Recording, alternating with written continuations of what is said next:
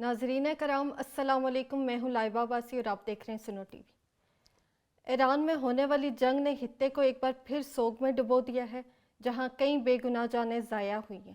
ان شہادتوں نے نہ صرف خاندانوں کو غمزدہ کیا ہے بلکہ پوری امت کو دکھ اور فکر میں مبتلا کیا ہے۔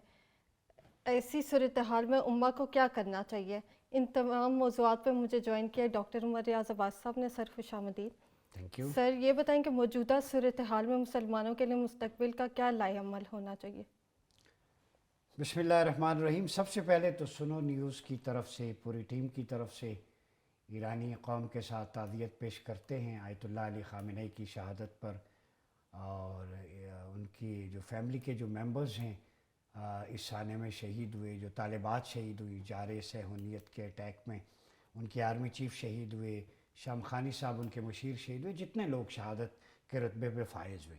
یہاں پہ لائبہ مجھے سورہ نساء جو چیپٹر نمبر 4 ہے اس کی ورس نمبر 75، اب یہ ورس نمبر 75 کل مقدمہ تھا غزہ والا کا، آج مقدمہ ہے ایران والوں کا بنام امت مسلمہ۔ کل غزہ بنام امت تھا، آج ایران بنام امت ہے۔ یہ مقدمہ، یہ آیت ہے، میری اس میں کوئی رائے نہیں، یہ قرآن سامنے ہے اور یہ احباب حل و عقد کے لیے بھی ہے، عام پبلک کے لیے بھی ہے۔ یہی ہے پالیسی کہ ما لکم لا تقاتلون فی سبیل اللہ، تمہیں کیا ہو گیا ہے کہ تم اللہ کی راہ میں قتال نہیں کرتے؟ جب دنیا کے حب الدنیا و کراہیت الموت، دنیا سے محبت، موت کا خوف ہو، مال و دولت کی ہوس ہو، اسے حدیث میں کہا گیا وہن۔ مسلمان زیادہ ہوں گے لیکن سمندر کی جھاگ کی طرح وہ موت سے ڈریں گے، پھر کفار کے دلوں سے ان کا روب اللہ نکال دے گا۔ اب وہی سچویشن ہے، قتال کرتے نہیں ہیں۔ قتال سے یہ مراد نہیں ہے چڑھ دوڑو، بھائی جو جا رہے ہے اس کا راستہ تو مل کے روکو نا، ڈیفنس تو ایک کرو، وہ نیٹو ایک ہے، جہاں جاتے ہیں لاؤ لشکر لے کے چڑھ دوڑتے ہیں، چاہے غزہ ہو عراق ہو، آپ جو ہے ایک کو مار پڑتی ہے باقی تماشا دیکھنا شروع کر دیتے ہیں۔ تو اسی پہ یہ قرآن مجید کا مقدمہ ہے ما لکم لا تقاتلون فی سبیل اللہ۔ نمبر 1 قرآن کہتا ہے والمستضعفین، وہ جو کمزور ہے نا امت میں، جو من الرجال والنساء والولدان، جو مرد بھی ہیں، عورتیں بھی ہیں، بچے بھی ہیں۔ آج تہران میں مرد، عورتیں، بچے نہیں شہید ہوئے، سب کو مارا گیا، اسکول مارے گئے۔ وہ کیا کہہ رہے ہیں؟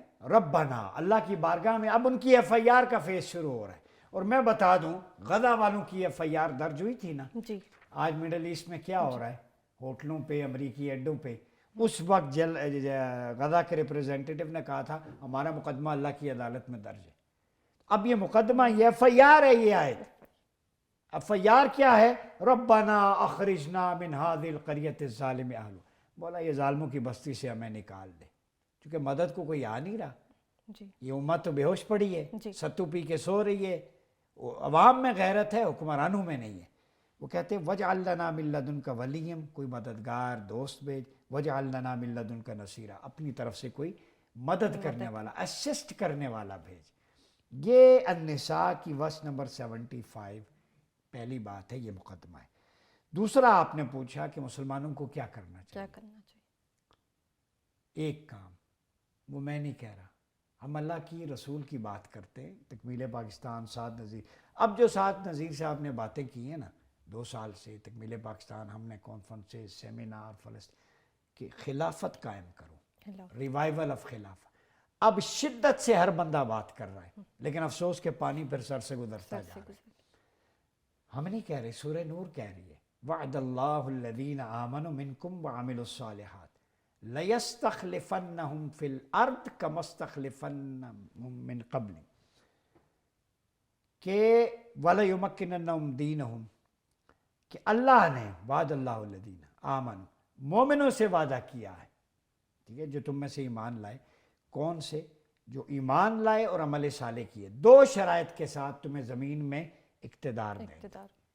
تو 2 چیزیں پیدا کر لو، ایمان اور گڈ ایٹریبیوٹس۔ اللہ کا جب یہ جنٹلمین پرومس ہوتا ہے نا، یہ ڈیوائن پرومس ہے۔ اللہ وعدہ، ان اللہ لا یخلف المیعاد، وعدہ خلافی نہیں کرتا۔ حضور بھی ایفائے عہد پہ کفار نے گواہی دی تھی، اللہ رسول کا وعدہ اٹل اور پکا ہوتا ہے۔ تو جب اللہ نے پرومس کر دیا تم 2 کام کر لو تو اقتدار تمہارا۔ اس کا مطلب ہے ایمان اور عمل صالح، ان کا تعلق خلافت سے ہے۔ ان کی ایمان کی اور عمل صالح کی جو ہے مسلمانوں کو پھل تب ملے گا جب اسلام کا سیاسی غلبہ ہوگا۔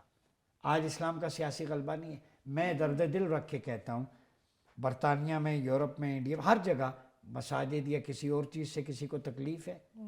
برطانیہ میں تو سینٹرز بنے ہوئے ہیں، امریکہ میں ویلفیئر، چیریٹی، عیدین پڑھیں، جو کریں۔ اسلام، پولیٹیکل اسلام کی بات نہ کریں۔ اسلام کا سیاسی غلبہ، نظام، خلافہ اعلیٰ منہاج نبوہ، معیشت اسلام کے مطابق، ملٹری، ہر چیز، ڈپلومیسی، وہ کہیں نہ آ جائے، جہاد، یہ ساری چیزیں۔ تو اسلام صرف مسجد تک رہنے دو، یہ سازش تھی۔ تو اللہ نے جب یہ کہہ دیا، تیسری بات جو پالیسی دے رہا ہوں وہ بھی قرآن سے۔ قرآن نے کہا فَأَصْبَحْتُمْ بِنِعْمَتِهِ إِخْوَانًا۔ اس وقت ایران کی بات نہیں ہے، اللہ نے تمہیں اپنی نعمت رسول اللہ صلی اللہ علیہ وسلم کی ذات کی نسبت سے بھائی بھائی بنا دیا۔ تو آج امت رسول اللہ کو سپریم لیڈر مان کر بھائی بھائی بن جائے، اکٹھے ہو جائیں۔ پھر قرآن کہتا ہے رحماء بینہم، یہ ایران پہ حملہ نہیں ہے، آپس میں تم ایک دوسرے کے ساتھ کمپیشنیٹ ہو، ملاحمت، مرافقت ہو، ہمدردی ہو، رحم دلی ہو۔ اقبال نے کہا تھا قوت اس کو کہتے ہیں چپے کانٹا جو کابل میں، ہندوستان کا ہر پیر و جواں بیدار۔ تو کانٹا ایران میں چبھائے تو تکلیف پاکستان اور انڈونیشیا میں بھی ہونی چاہیے، ترکیہ میں بھی ہونی چاہیے۔ بات سمجھیں، پاکستان میں کانٹا چبھے تو ترکیہ اور باقیوں میں بھی ہونی چاہیے۔ تو یہ رحماء بینہم، آپس میں سافٹ اینڈ کائنڈ ہارٹڈ ہوں، اشداء علی الکفار، یہیں پہ مار کھاتے ہیں، کفار پر سختی۔ Islam is religion of peace, no doubt. ہم اگریسر نہیں ہیں، ہم نے کبھی کسی کو نہیں مارا، ہماری تاریخ ہے، ہمارے تو ethics and protocols of war آپ صلی اللہ علیہ وسلم نے دیے، عورتوں بچوں بڑوں کا قتل نہیں ہے، سبزے کو۔ یہ تو نیتن یاہو ان سب نے جو کچھ کیا ہے ہسٹری میں، تاج برطانیہ نے ہسپانیہ سے لے کے عراق سے غزہ سے اب تک، ان کے تو جنگی جرائم اتنے۔ تو مسلمان تو ایسا کبھی نہیں کرتا، مگر اشداء علی الکفار، تم ہم پہ چڑھائی کرو ہم خاموش رہیں۔ اسلام ہر اس جگہ اپنی تلوار لے کے آئے گا جہاں دہشت اور جارحیت ہوگی۔ تو اسلام ظلم اور دہشت کے خاتمے کے لیے ہے، امن کے قیام کے لیے۔ تو اصل دہشت گرد تو تم ہو جنہوں نے عراق کو اجاڑا، غزہ کو اجاڑا، اب ایران کو اجاڑا۔ تو اس میں مسلمانوں کے لیے جو میں سمجھتا ہوں وہ پالیسی گائیڈ لائن سورہ مائدہ کی ورس نمبر 51 ہے، یا ایھا الذین آمنوا لا تتخذوا اليہود والنصارى اولیاء، اے ایمان والو یہود و نصارہ کو دوست نہ بناؤ، دیر از نو فرینڈشپ، گھاٹے کا سودا ہے۔ کیوں؟ بعضهم اولیاء بعض، یہ آپس میں ایک دوسرے کے دوست ہیں۔ آج مل کے ایران پہ چڑھائی کی ہے صہیونیت اور ڈونلڈ ٹرمپ نے، مفادات ایک ہو جاتے ہیں۔ ان کی زائنسٹ پروٹوکول کے مطابق جنگی حکمت عملی چل رہی ہے، ہم یہ and of time prediction strategy حضور کے نہیں لیتے۔ اذا فسد اہل الشام، کئی دفعہ حضور نے فرمایا شام میں تباہی ہو فلا خیر فیکم، امت میں بگاڑ ہو جائے۔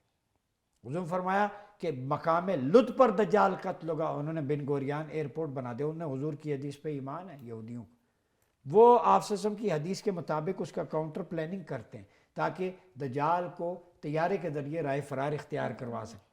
غرقت یہودیوں کا دجال کا درخت ہے، حضور نے فرمایا وہ دڑا دڑ درخت لگا رہے ہیں۔ تو وہ یہودی کریم آقا کی احادیث پڑھ کر اس کا کاؤنٹر پالیسی بنا رہے ہیں، اسٹریٹجی۔ ایک مسلمان ہے جو اپنے نبی کی حدیث پہ اپنی اسٹریٹجی ترتیب نہیں دے رہا۔ بات سمجھ رہی ہیں؟ تو قرآن تو کہتا ہے انہیں دوست نہ بنا، وَلَا تَتَّخِذُوا مِنْهُمْ وَلِيًّا وَلَا نَصِيرًا، سورہ نساء ورس 83 کے اندر۔ تو ہم پینگے بڑھاتے جا رہے ہیں۔ اور پھر کیوں؟ سورہ مائدہ ورس نمبر 8 کے اندر لائبہ سنیں، لَتَجِدَنَّ أَشَدَّ النَّاسِ عَدَاوَةً لِلَّذِينَ آمَنُوا الْيَهُودُ وَالَّذِينَ أَشْرَكُوا، اہل ایمان کے جو بدترین دشمن ہے قرآن کہتا ہے یہود اور مشرکین۔ بات ختم ہوگی۔ میری پالیسی نہ لیں، اللہ کی پالیسی گائیڈ لائن لیں۔ اللہ جب کہہ رہا ہے وَهُمْ يَقْتُلُونَ الْأَنْبِيَاءَ، وہ انبیاء کے قاتل ہیں، کلر آف دا پروفٹس ہیں، ان کو بدعہدی کی وجہ سے یروشلم سے نکالا گیا تھا، اور یہ اور مشرکین سخت دشمن ہیں، worst enemies of the believers. تو یہ مشرک انڈیا ہے، بتوں کے پجاری، اور یہود وہ صہیونیت اسرائیل ہے۔ اب سمجھ آئی ان دو کا نیکسس، اور مودی کیوں گیا اسرائیل کی پارلیمنٹ میں، نشان کیوں دیا گیا، لَتَجِدَنَّ أَشَدَّ النَّاسِ عَدَاوَةً لِلَّذِينَ آمَنُوا الْيَهُودُ وَالَّذِينَ أَشْرَكُوا۔ سورہ مائدہ کی ورس نمبر 8 نے بھانڈا پھوڑ دیا اب جو ملاقات ہوئی ہے۔ لگتا ہے کہ یہ آیت جو ہے یہ اسی وقت آج بھی تر و تازہ ہے۔ الْيَهُودُ وَالَّذِينَ أَشْرَكُوا، وہ جب میں نے دیکھا نا مودی کو پارلیمنٹ میں تو سورہ مائدہ کی ورس نمبر 8 مجھے یاد آئی، لگتا ہے آج بھی یہ آیت تر و تازہ ہے۔ اللہ نے فرمایا یہ بدترین دشمن ہے، انہوں نے کر کے ثابت کر دیا، جی یعنی انہوں نے قرآن کو انڈورس کر دیا اکٹھے ہو کے وہاں پہ اعلان کر کے۔ تو جب دیکھیں لائبہ قرآن اور حدیث جتنی بھی ہے نا یہ ہمارے سامنے واضح سوال و جواب کی صورت میں موجود جی ہے۔ وہ ایک شخص جو اکیلا 46-47 سالہ بزرگ سید علی خامنئی وہ قربان ہو گیا، جی اور ان کا تو تاریخ ہے 1400 سالہ اسلام کی۔ اس نے کہا کہ نبھا رہا ہوں اکیلا ہی رسم شبیری، نہ کوفیوں سے توقع نہ ڈر یزید کا ہے۔ وہ 1400 سال سے قربانی، اور امریکہ کو انہوں نے شیطان بزرگ کہا تھا، اور میں اسرائیل کو یہ شیطان برطانیہ کو شیطان اکبر کہتا ہوں۔ انہوں نے کہا تھا خامنئی صاحب نے لا شرقیہ لا غربیہ الاسلام، یونٹی کا درس دیا ہے، جو بھی یونٹی کی امہ کی بات کرے گا وہ ایک ایک کر کے اسے ماریں گے، تقاضا ہے کہ ایسے ہو جائیں۔ ابھی ایک 86 سالہ بزرگ نے قربانی دے دی نا جی تو پورا خاندان قربان، بہو بھی، بیٹی بھی، جو ہے باقی داماد بھی، اور 2 ارب مسلمان خاموش تماشائی بنے رہے۔ اور اب مسلمان اب پوچھتے ہیں کہ کربلا کیسی ہوتی ہے، میں کہتا ہوں ایسی ہوتی ہے۔ بدر کیسا تھا؟ ایسا تھا، 313 تھے، جی کربلا میں 72 اس طرح لڑے تھے۔ تم کہتے ہو کہ مالو اللہ نے کہا تھا نا اقبال نے، اللہ کو پامردی مومن پہ بھروسہ، ابلیس کو یورپ کی مشینوں کا سہارا۔ پامردی مومن کا ثابت کیا ایرانیوں نے، جیسے پاکستان نے بنیان و مرسوس میں ہندوتوا کو ڈبویا تھا۔ جی مسئلہ ہے پاکستان بھی ڈبوتا ہے، وہ بھی ڈبو دیں گے، ہمت کھڑی، لیکن یونائٹڈ، سارا بوجھ اس پہ نہ ڈالیں۔ ہم نے غزوہ ہند بھی لڑنا ہے، یہاں سے ایلیا کی طرف بھی جانا ہے، امام مہدی کا ہیڈ کوارٹر فورس تیار ہو رہی ہے، اس کے لیے باقی لوگ کیا کریں؟ اگر آپ لوگ سارے مل کے نہیں آگے آئیں گے تو میرے خیال میں سارا پریشر پڑے گا، اور اس وقت خلافہ کو بحال کریں۔